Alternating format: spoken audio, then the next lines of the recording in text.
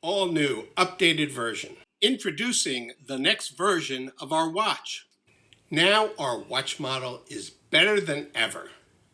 Now available, our new updated watch version.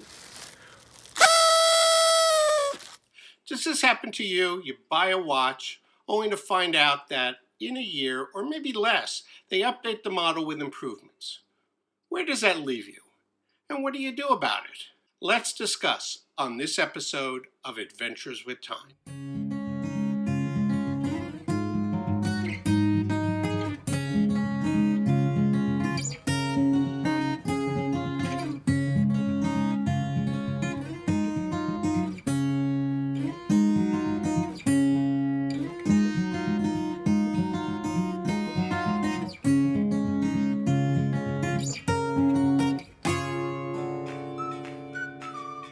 Welcome to another episode of Adventures with Time.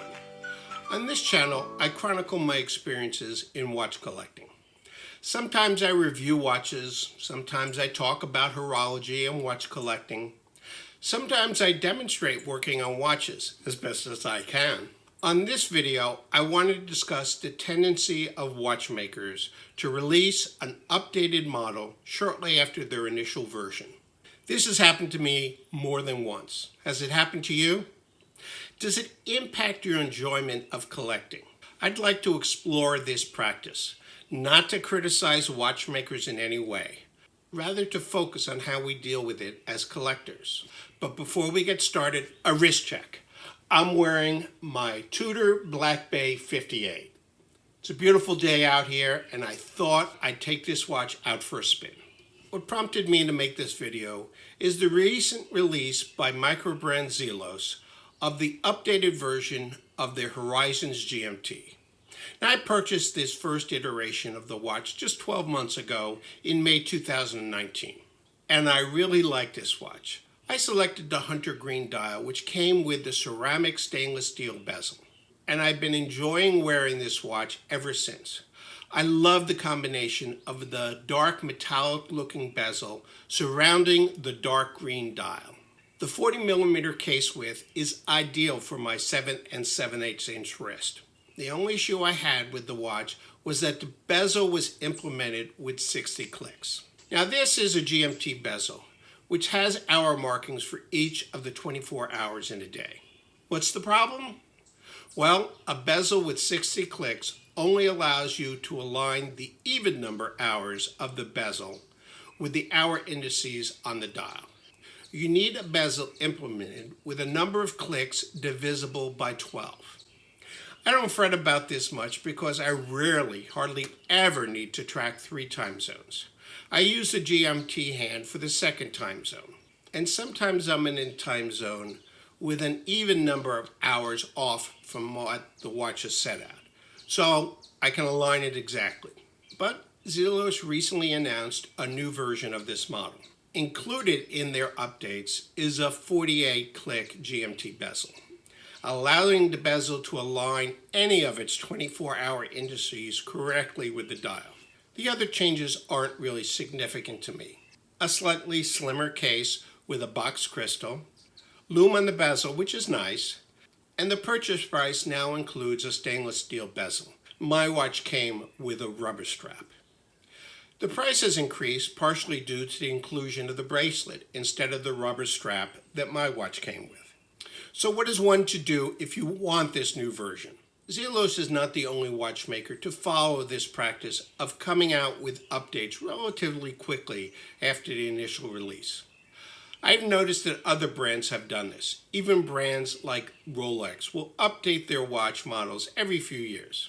But with micro brands, I feel it's more so, or with shorter cycles. I purchased my Christopher Ward C60 Trident Pro GMT 600 in my first year of collecting. At that time, they had the largest size of this watch at 43mm. I eventually sold this watch because I felt it was just too big and too heavy for me. Now with their Mark III version, Christopher Ward offers a smaller 40mm version. As I said, I'm not trying to vilify these brands. As a former product manager, I understand the refresh cycle. especially with micro brands who might not have the marketing budget to fully prototype and research marketing needs and wants. But it does pose a problem for the collecting community, particularly if we have great interest in the updates in the newer version. I can share with you that I've taken two different paths in these situations. As I said, I decided to sell my Christopher Ward watch. Yep, at a price that was lower than my purchase cost. I had the idea of maybe buying a different version or even a different model from Christopher Ward in the future, especially now that they have watch sizes better to my liking. It's something I'm considering. In contrast, I've decided to keep my existing Zelos Horizons. I can live with the odd bezel action. As I said before, I rarely need to track 3 time zones. And the other updates to this newer version are not that significant to me. But these situations do represent, in my opinion, a conundrum for collectors. There will always be the risk that a better version of our beloved watches are about to be released. Even my Tudor Black Bay 58, which I felt lucky to be able to snag back in December, was rumored to be coming out with new updates. I haven't seen anything yet, but I'm sure they will. Do we delay a desired purchase just because of the anticipation that a better version will be released soon? Who among us has the willpower to put off a watch purchase? Not me. One piece of advice, and I've stated this before, always, if at all possible, try on any potential watch purchase in person. Spend some time looking and feeling out the watch. Buy the watch if you are happy with the current version and can live with any deficiencies that you've identified. This will reduce the likelihood that you feel the need to buy the newer version at some time. But this is not a foolproof method. We don't know exactly what changes will be coming out in a newer version. I think the answer is to fall back on the philosophy that nothing is perfect. You can always be afraid that something better may come along later. And when that new version comes along, take time to analyze what having the newer version really means to you. Will it make a meaningful increase in your enjoyment of the watch? If so, then appraise your options. To keep both, sell or give away the newer version, whatever. When you have the two sides of the equation, you can determine your path. So, tell me, have you hit these situations? Has it hurt your enjoyment of the hobby? And what have you done when this has come up?